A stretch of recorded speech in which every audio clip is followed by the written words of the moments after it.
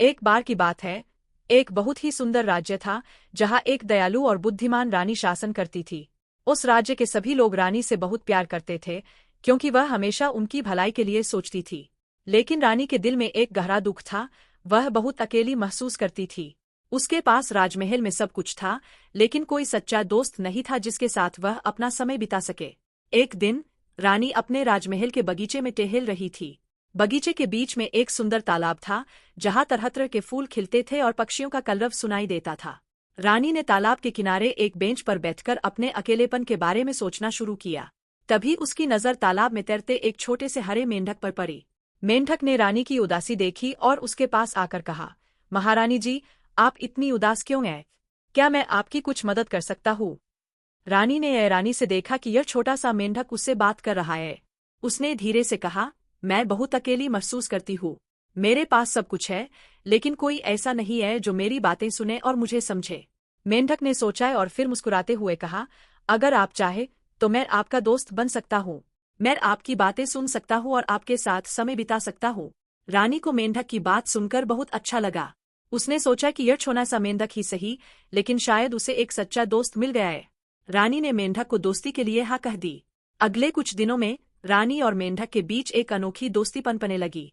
रानी ने उसे अपने जीवन की कहानियां सुनाई और मेंढक ने उसे तालाब की अपनी दुनिया के मजेदार किस्से सुनाए। दोनों साथ में बगीचे में घूमते, तालाब के किनारे बैठकर बातें करते और एक दूसरे की कंपनी का आनंद लेते। लेकिन एक दिन रानी को एक महत्वपूर्ण निर्णय लेना था। राज्य के सबसे बड़े मंत्री ने रानी से कहा कि अब उसे किसी योग्य राजा के साथ विवाह कर लेना चाहिए ताकि राज्य को एक उत्तराधिकारी मिल सके। रानी इस फैसले को लेकर बहुत परेशान हो गई। उसने मेंढक को यह बात बताई और कहा, मुझे समझ नहीं आ रहा कि मैं क्या करूं।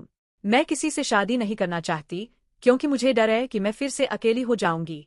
मेंढक ने रानी की समस्या को समझा और उससे कहा, रानी जी, आपको अपने दिल की सुननी चाहिए। जो आपको खुशी दे वही फैसला करें। अगर आप सचमुच अकेलापन महसूस करती है तो शायद किसी के साथ जीवन बिताना आपके लिए सही हो। लेकिन याद रखें, मैं हमेशा आपका दोस्त रहूंगा, चाहे आप कोई भी फैसला ले। रानी ने मेंढक की सलाह मानी और अपने दिल की सुनी। उसने कुछ दिनों तक विचार किया और फिर राज्य के एक अच्छे और दयालु राजकुमार से विवाह कर लिया। रानी ने मेंढक से वादा किया कि वह उसे कभी नहीं भूलेगी और हमेशा उसकी दोस्ती का सम्मान करेगी। विवाह के बाद रानी ने मेंढक के लिए तालाब के पास एक सुंदर छोटा महल बनवाया ताकि वह वहां आराम से रह सके और जब भी चाहे रानी से मिलने आ सके।